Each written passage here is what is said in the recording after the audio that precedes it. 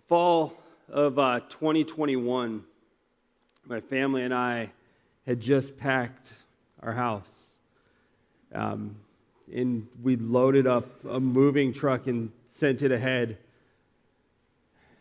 And we decided we want to take one last day, one last night in our home.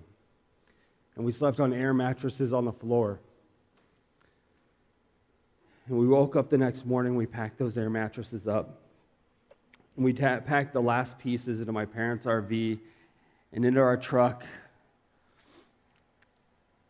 And we got ready to leave.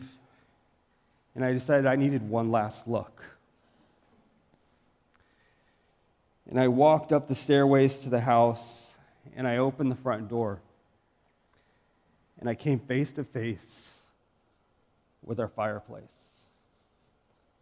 What an odd thing to get emotional about, right? It's just a fireplace. But it was the fireplace that my kids were standing at when we told them we were buying our dream home. It was the fireplace they were standing at when we told them they'd never have to leave. They could be there forever. It's the fireplace they were standing at where all the hopes that I'd had in life had all come true. And it was the fireplace that I was standing at, staring at, saying goodbye. Saying goodbye because I knew that God had something bigger for me. I knew I had prayed, and I knew He'd given me just this comfort that I'm supposed to be here in Milwaukee, but it was hard to leave. What do you do in those moments? The moments where you know what you're supposed to do, and it seems right, and it seems comfortable, but the moment you have to act, everything falls apart. So I'll tell you what I did. Normally very stoic. You can't tell it right now probably, but I'm normally very stoic. And I fell to my knees. I cried. And I pleaded. I said, is there something else? Do I have to do this? And I did. And I remember as I walked down the pathway to the truck to leave, seeing our neighbors who decided to sit outside and say goodbye to us, and waving to them as I drove away with this deep sense of emptiness. What do you do? What do you do when everything you've put hope in, everything that you've believed in, starts to weigh you down? When it starts to overwhelm you and you don't know if you have the power to go on. See, in today's passage, this is the same place that Jesus is in. Broken, beat up, and torn. Knows what he has to do. Knows what he's called to do. But he also knows how hard it's about to be. If you recall, before we entered the Advent season, we were walking through the book of John. And we had just finished John 17. And so today we're going to re-immerse ourselves in that story. Now, what had just happened in John is Jesus had just spent the evening with his disciples in the upper room, right? They'd talked through what was to come. They'd celebrated a meal of Passover together. And at the end, Jesus prays. And he prays for three things. He begins his prayer and he says, Father, glorify me. Give me the glory that I once had with you. And then he prays for his disciples. And he says, Father, let them be connected to you like I am connected to you. Let them tell your story. And then he prays for all the future believers. And he says, Father, these disciples will tell your story. I pray for the people who hear it, that they'll be connected with you.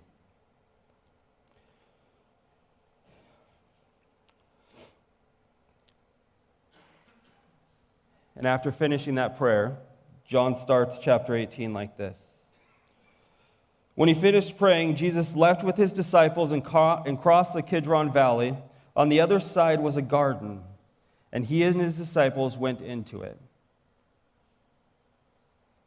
John's the only one to mention this Kidron Valley. And it can seem like something just to pass over, right? The Kidron Valley, it was necessary to walk through if you were getting from Jerusalem to this Garden of Gethsemane. It runs northeast of Jerusalem. And so you would have had to pass it that night. But there's a reason that John adds this. Because you see,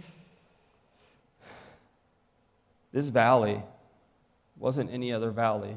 It had a deep, rich, dark history. This is the valley that David was standing in when he was told that his son Absalom was coming after him to kill him. It's that same valley that David looked to his followers and said, "Go to safety while I climb to the Mount of Olives and pray." And in tears, David wept the entire journey. It was this same valley that when Hezekiah cleansed the temple, he took all of what was evil and dark and against God, and he threw it into this valley. And it's the same valley that when Josiah was ruler, he buried all of the common people and the poor. This is a valley of darkness and despair.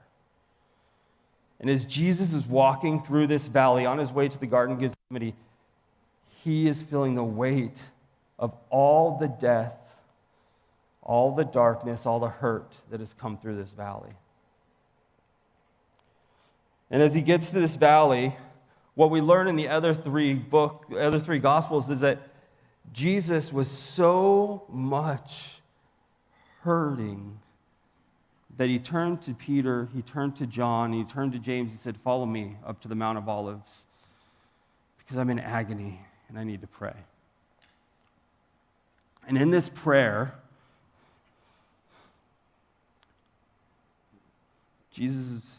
his manner shifts.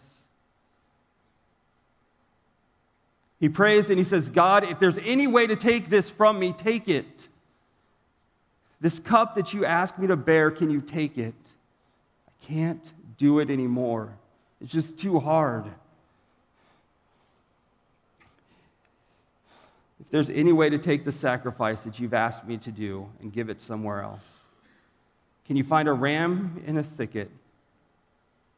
Can you find somewhere else to do this?" And as Jesus sat there and he's praying and he's agonizing, Luke tells us that he prayed so hard that he began to sweat profusely. And in that moment, God sent an angel not to answer his prayer, but to encourage him. And as the angel is encouraging Jesus, he looks up and he cries out to God again, "Can you take this cup from me? But if you can't, let your will be done, not mine."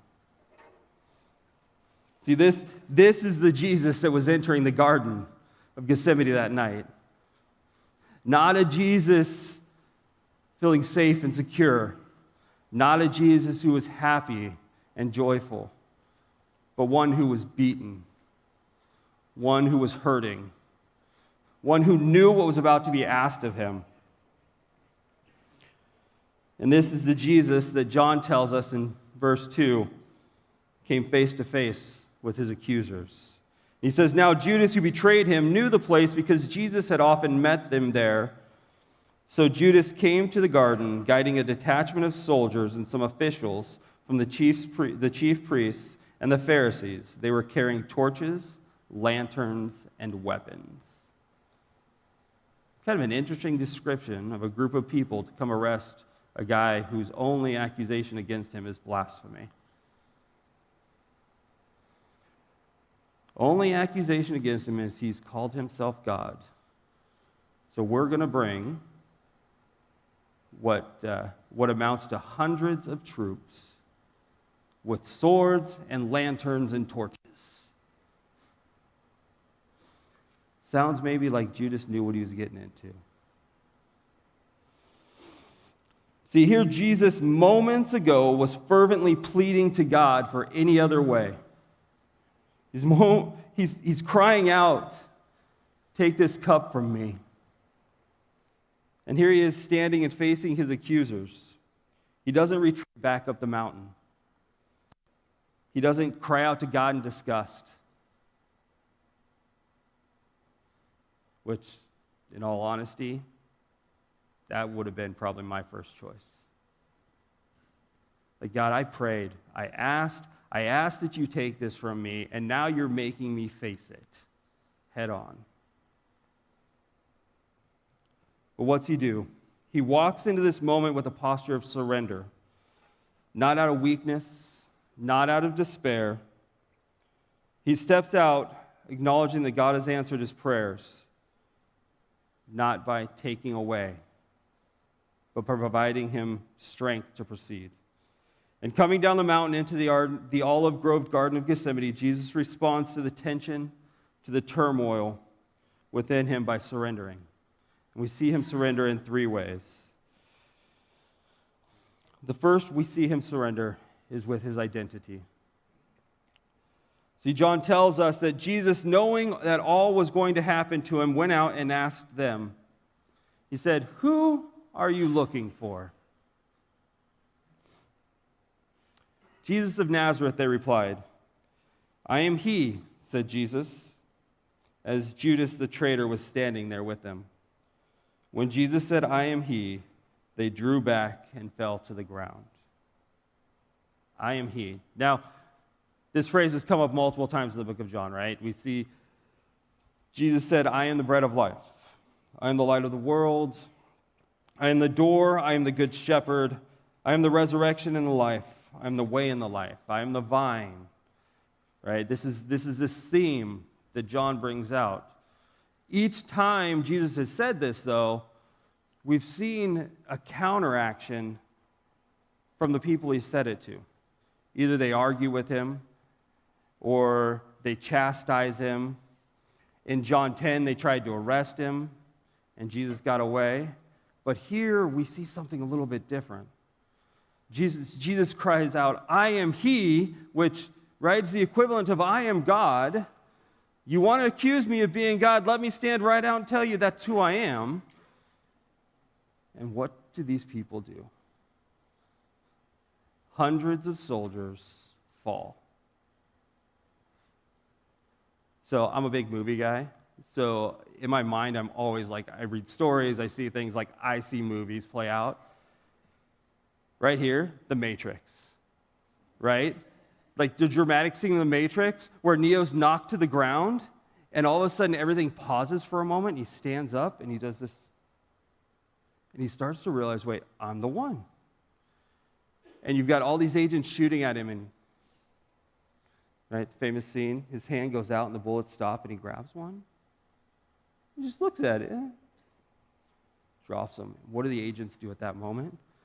Their guns go from here to, like, they just stop and pause.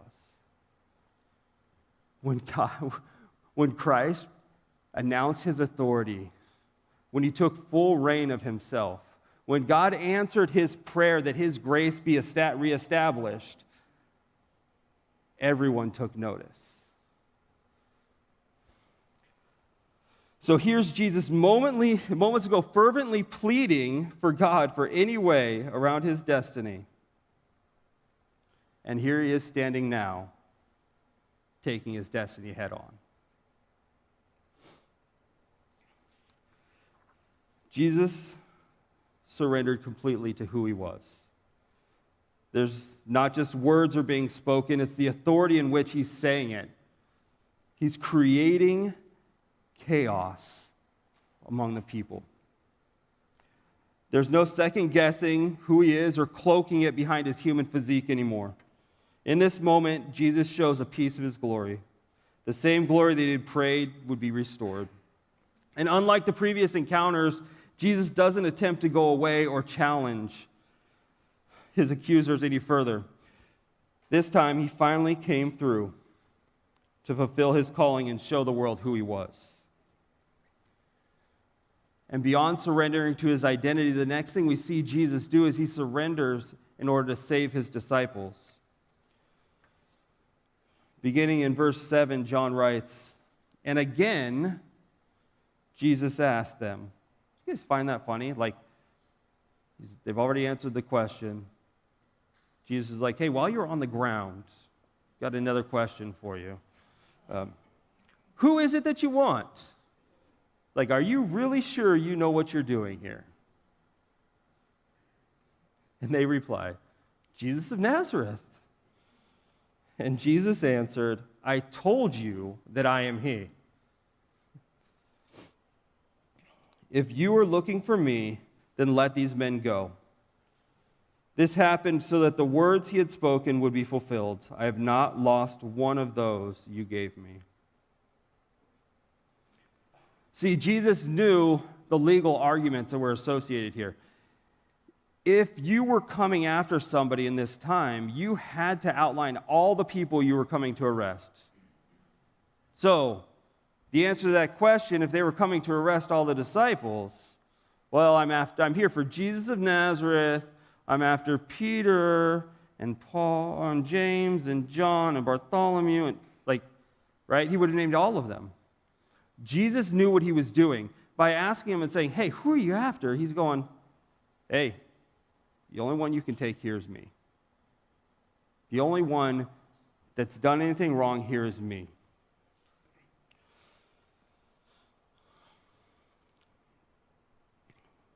By doing this, he's ensuring that his disciples don't have the same faith that he does.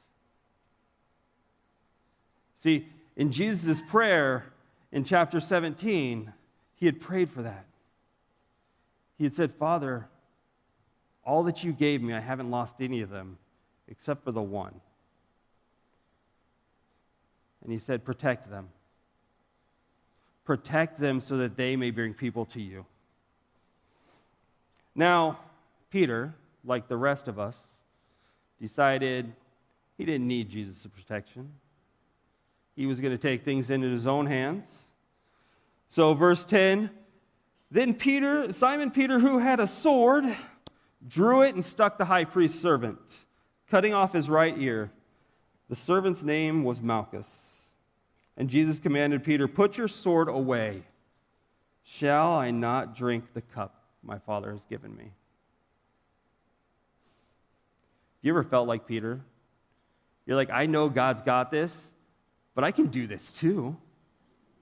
There's no way Peter is taking a sword and he's going to defeat hundreds of people. Like, come on, Peter. What are you doing here? But that's what happens when we act out of fear. That's what happens when we act just out of spite and we're like, "I'm just going to do this," right? And let's be honest, this is classic Peter. I mean, how many times has Jesus had to turn to Peter like, "Serious, man, stop it"? Like, literally, have you ever had to look at somebody in your life and say, "Get behind me, Satan"? Like, but this is Peter. This is part of who he is. It's part of the great thing about Peter is that he loves to act and he's just going to do it. But the bad thing about Peter is sometimes he's going to make the wrong choices and he's going to try to save himself when Jesus is already doing it. Sound familiar? See, despite Jesus trying to protect him, Peter's about to change the fate of all the disciples. The swipe of his sword would have labeled them all as aggressors and changed their fate. They would have had the same one as Jesus. No longer would they have had to call out their names, they would have seen their actions. But in Jesus' command, he repeats the words from his earlier prayer, he acknowledging the Father's authority and the true source of Jesus' submission. It also guides Peter to recognize the bigger picture. See, if the disciples were to fight, they'd be cementing their deaths, either on the battlefield or in the court. They would surely end their cause. There would be no need for a rock to build upon.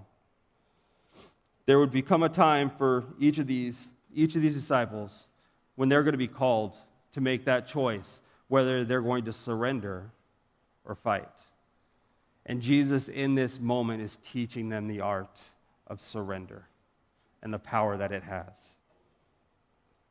So with these words, Jesus guides Peter's sword back into place and walks him towards that ultimate surrender. But the last thing Jesus surrenders to is he surrenders to save everyone, to save all the believers. Because John says, "Then the detachment of soldiers with its commander and the Jewish officials arrested Jesus. They bound him and brought him first to Annas, who was the father-in-law of Caiaphas, the high priest that year. Caiaphas was the one who had advised the Jewish leaders that it would be good if one man died for the people." See, Jesus knew who the disciples would become. They would be teachers and leaders. They would be healers and prophets, and he had prayed earlier for those who would believe through the message of these men. That the whole world would believe in who Jesus was, that they would receive the glory that God had for them by the message of these disciples. There was a bigger picture. He knew he needed to surrender not just to the authorities in front of him, but the death that those authorities had brought. In surrendering himself to arrest, Jesus acknowledged God's answer to his prayer earlier that night. There would be no ram in the thickets. God had provided him with encouragement to proceed because the bigger picture was at stake. Not just his life, but the restoration of a broken world. He fulfilled Old Testament prophecies, but unknowingly, in a way that only God can do, his surrender also fulfilled the prophecy of a high priest in Caiaphas. Because Caiaphas, when faced with the fear of what it would be like if the Romans found out that there was somebody with the power like Jesus had, that it would challenge the Romans' authority structure, and they may come and attack Israel and destroy Israel, Caiaphas looked at the rest of the court of priests, and he said, it would be better for one man to die than for the rest of us to lose our lives. Better for us to kill Jesus than us to lose Israel. How little did he understand the statements that he was saying. In a way that only God can do, he turned it to him. It is better for one man, for one Son of God to die than to lose anyone. Not just Israel, but anyone. See, because here's the big idea. Jesus' surrender leads to our salvation. His surrender led him out of the garden and into a trial, through the streets of Jerusalem and onto a cross. His surrender was the answer because only he was able to take that cup. Only he was worthy of the price. Over the next weeks, as we approach Easter, we're going to see how Jesus' surrender changed the lives of the people in Jerusalem at that time, and how it changes the lives of the people in this room, in this community today. See, Jesus' surrender provides restoration that we crave. That fight that's in us that we can't figure out how to stop, Jesus' surrender is the answer. But we still have to respond. We still have a part to play. And we do this in three ways. The first thing we have to do is acknowledge. We have to recognize, hey, we're broken. We got issues. I got issues. I like control. It's a problem. And that day in that fireplace, if I'm being honest, that's really at the heart of it. I didn't feel like I wanted to leave control. I didn't want to hand it over to God, even though it was better. We have to acknowledge that even the best of us is fighting a battle we can't win. We're swinging a sword frantically at a group of hundreds when Jesus is just calling us to put the sword away and surrender with him. But the next thing we have to do is we have to pray. Right? We have to declare to God that we're not enough. We have to declare to God that we recognize that he is. And only he can provide the victory we're looking for. Only he can save us. And in that prayer, we ask him to step in on our behalf. But the last thing we have to do, and for me, it's the hardest, is we have to surrender. See, it's really easy to recognize that we have problems, and it's really easy to pray and ask that those problems go away. But we're also called to surrender those problems, to not keep pulling out the sword and fighting when Jesus is ready to take it for us.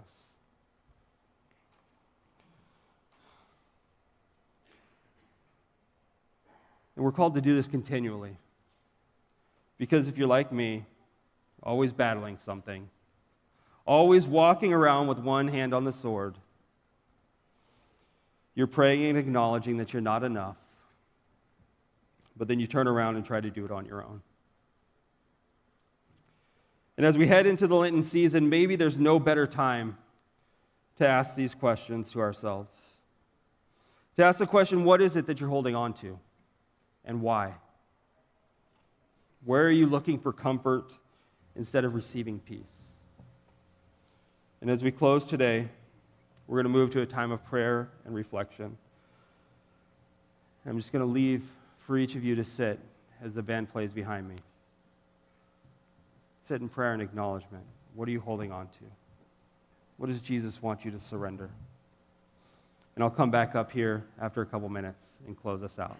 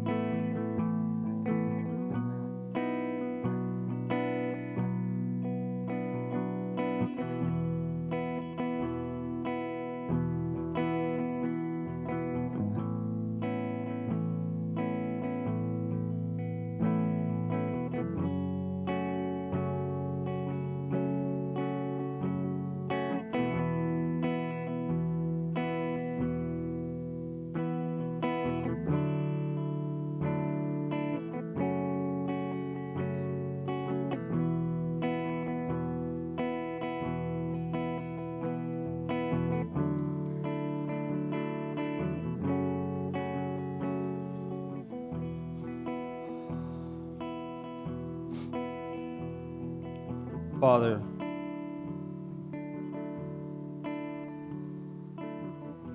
I hear your voice. Recognize that let this temptation of control, let this fear inside me